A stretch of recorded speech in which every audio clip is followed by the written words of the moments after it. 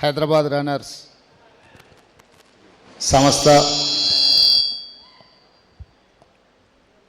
ఈ marathon programme ఏర్పాటు చేసి దాదాపుగా 25,000 మంది క్రీడాకారులను అందరినీ ఆహ్వానించి వివిధ కేటగిరీస్లో మిమ్మల్ని అందరినీ ప్రోత్సహించి అందులో గెలిచిన వాళ్ళని అభినందించడానికి తెలంగాణ రాష్ట్ర ప్రభుత్వాన్ని ఆహ్వానించడం, ఈ కార్యక్రమంలో నాతో పాటు IT and industries minister my colleague Sridhar Babu garu, former sports minister mister V Hanumantha Rao garu, former union minister and Olympic association former president Venugopalachari garu, అదేవిధంగా Telangana sports authority chairperson Shivasena Reddy garu, ఆర్గనైజర్లందరూ, వేదిక మీద ఉన్న పెద్దలు,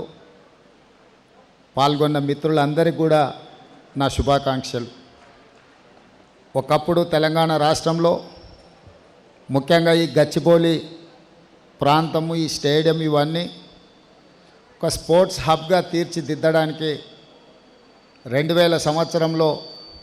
ఆఫ్రో ఏషియన్ గేమ్స్ కానీ, ఆ తర్వాత మిలిటరీ గేమ్స్ కానీ, చాలా స్పోర్ట్స్ అండ్ ఈవెంట్స్ని ఇక్కడ మనం ఆర్గనైజ్ చేసుకున్నాం. అంతర్జాతీయ స్థాయిలో ఖ్యాతి గడించాల్సిన సందర్భంలో రాష్ట్ర ప్రభుత్వాల యొక్క ఫోకస్ మిస్ అవ్వడం వల్ల ఈ దేశానికే క్రీడలలో ఆదర్శంగా నిలబడాల్సిన హైదరాబాద్ నగరం ఈరోజు ఆ ప్రాధాన్యత నుంచి పక్కకు జరగడం, మళ్ళీ ఈరోజు కాంగ్రెస్ పార్టీ అధికారంలోకి వచ్చిన తర్వాత క్రీడల్ని ప్రోత్సహించాలన్న ఆలోచనతోని ఒక్కొక్క మెట్టు ఆ దిశగా అడుగులు వేస్తున్నాం. మొన్న జరిగిన మంత్రివర్గ సమావేశంలో వరల్డ్ ఛాంపియన్ క్రికెట్ సాధించిన సిరాజ్కి ప్రభుత్వం వైపు నుంచి గ్రూప్ 1 ఆఫీసర్ పోస్ట్ ఇవ్వడమే కాకుండా గతంలో మెడల్స్ సాధించి ఈసారి ఒలింపిక్స్లో పార్టిసిపేట్ చేసిన నిఖత్ జరీన్ స్టేజ్ మీద ఉన్నారు. వారికి 2 కోట్ల రూపాయల నగదును